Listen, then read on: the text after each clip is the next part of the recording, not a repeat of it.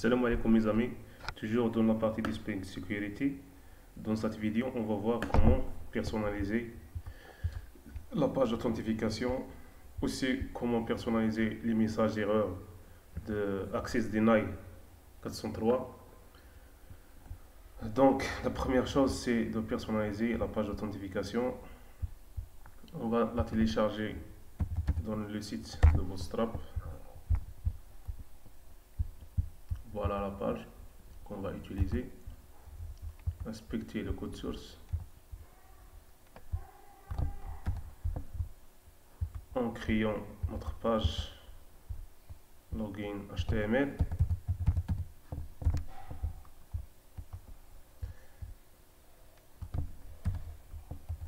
Ajouter la partie de layout, page template.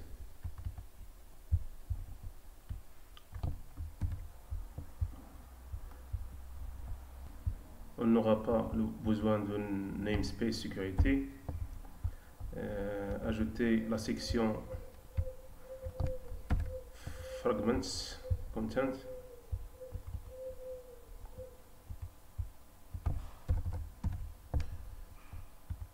Juste avant le valise body. Voilà. Notre formulaire doit avoir une action /login et une méthode post, obligatoire post, et le nom des inputs aussi obligatoire, c'est username et password.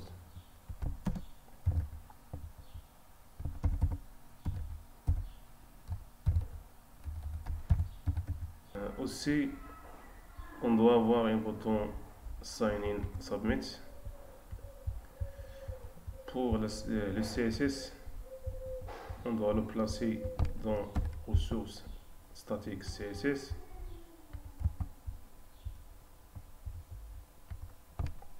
Login.css. Ajouter notre CSS. Faire un lien vers ce fichier-là.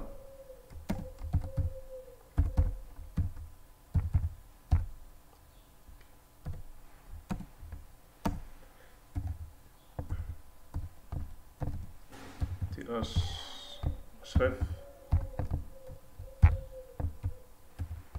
notre dossier CSS et le fichier login.css.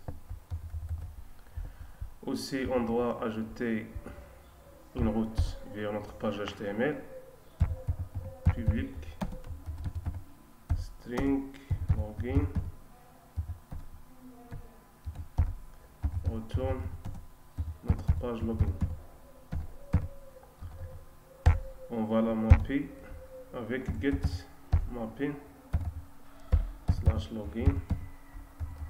Dans la section de configuration, on va dire à Spring Security qu'on veut personnaliser notre page. Aussi, on va lui dire de permettre d'accéder à notre page.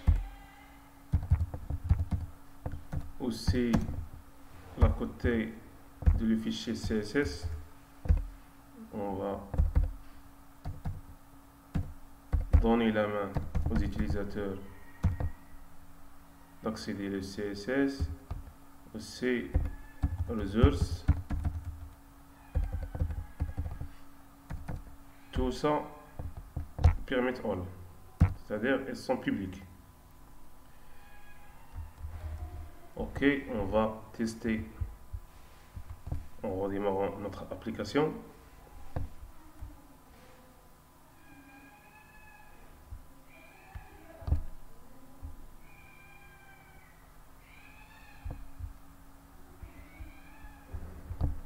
Localhost 9090. On se connecte avec admin. Il nous dit adresse email. Oui, on a oublié Donc on modifie le type de input, build le projet, utiliser admin, le mot de passe, marche bien. Côté de logout, on a un problème concernant les méthodes get, post de l'HTTP. Quand on personnalise notre page login, on a le problème de logout parce que Spring Security il nous dit que c'est la méthode par défaut c'est post quand le CSRF protection est activé. CSRF il est activé par défaut, donc on doit poster notre requête /logout avec une méthode post. Mais on a la possibilité d'utiliser get, mais on aura besoin d'ajouter une configuration. Ou bien désactiver CSRF. Si tu veux utiliser get, désactiver CSRF et utiliser get, ou bien ajouter une petite configuration et utiliser get. Mais il est déconseillé parce que post c'est la best practice d'utiliser post. Donc on va voir les trois cas, trois solutions. La première solution, elle est déconseillée, désactiver CSRF, utiliser get. Deuxième solution, activer CSRF, utiliser get, mais avec une configuration.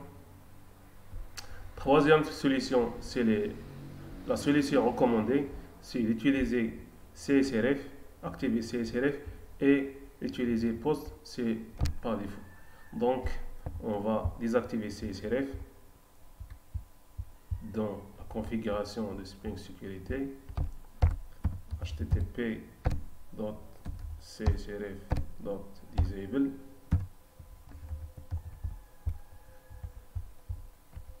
Exécuter et redémarrer notre application.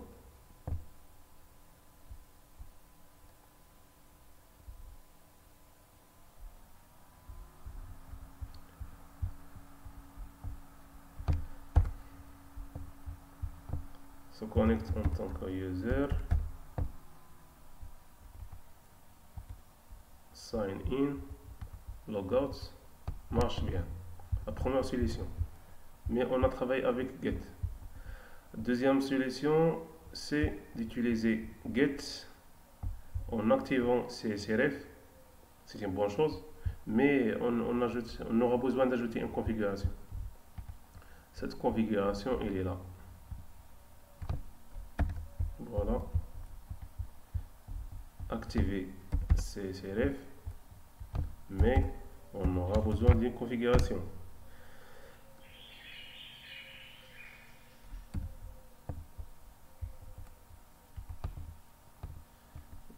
Logout.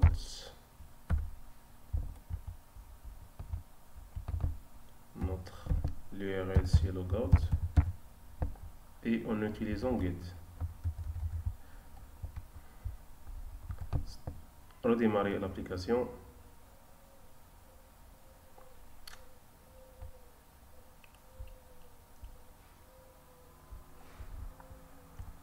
Et on va tester.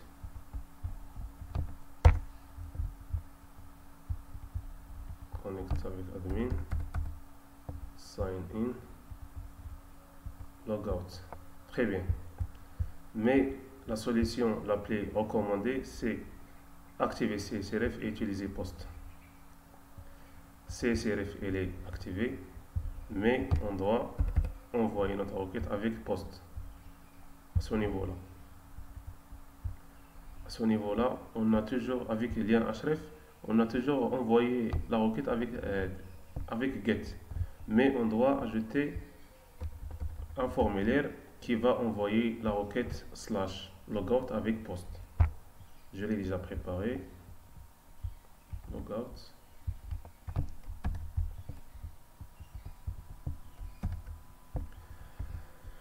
Avec un formulaire, on va envoyer la requête logout avec post. Et on va tester. Cette action va marcher, mais le lien href il va pas marcher parce que le CSRF il est activé. On va tester.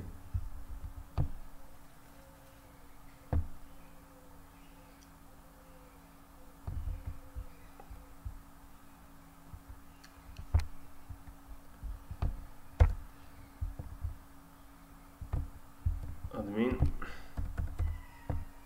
On essaie de connecter. Avec get, on aura un problème. Avec post, on aura un logout. Très bien. Après, vous avez la possibilité de personnaliser le CSS de cette bouton-là. La troisième partie de cette vidéo, c'est de personnaliser l'erreur 403. On essaie de connecter avec un simple utilisateur. On a réussi de cacher les actions edit et delete, mais on a oublié de sécuriser les routes. Edit 99. Voilà. Il a accès au formulaire de modification, même si c'est un simple utilisateur. Donc, on va protéger cette route dans notre configuration de sécurité. On va ajouter edit. Même chose pour delete.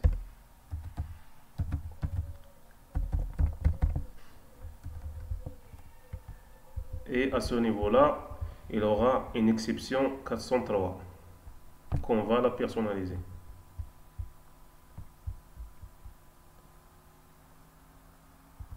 Voilà. Il doit se connecter. 1, 2, 3. Et voilà. Il aura une erreur 403. L'objectif, c'est de personnaliser cette page-là. Donc, comme la page login, on va créer une page 403. On va l'appeler Access Denied. On va la donner un peu d'HTML.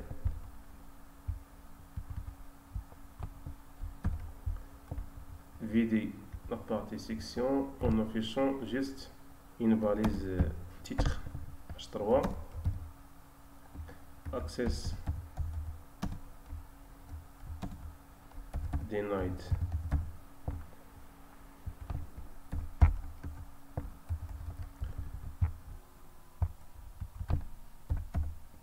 Page 403. Pas besoin de ce style. Aussi, on doit ajouter une méthode dans notre contrôleur.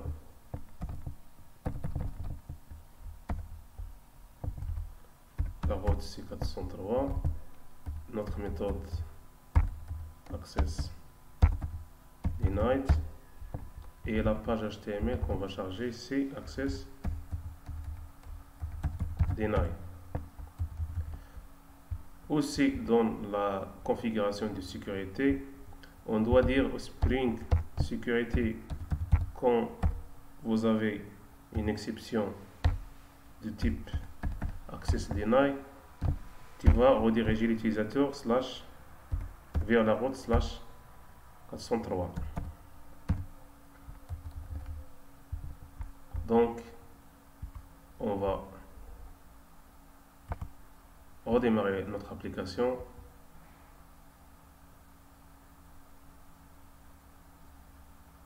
Et voir si tout marche bien. On essaie d'accéder. On se connecte tout d'abord avec User. Et on essaie d'accéder à la route Edit, l'ID de l'étudiant, mais on aura un message Access Denied. C'est une page qu'on a créée. Merci beaucoup et à la prochaine vidéo.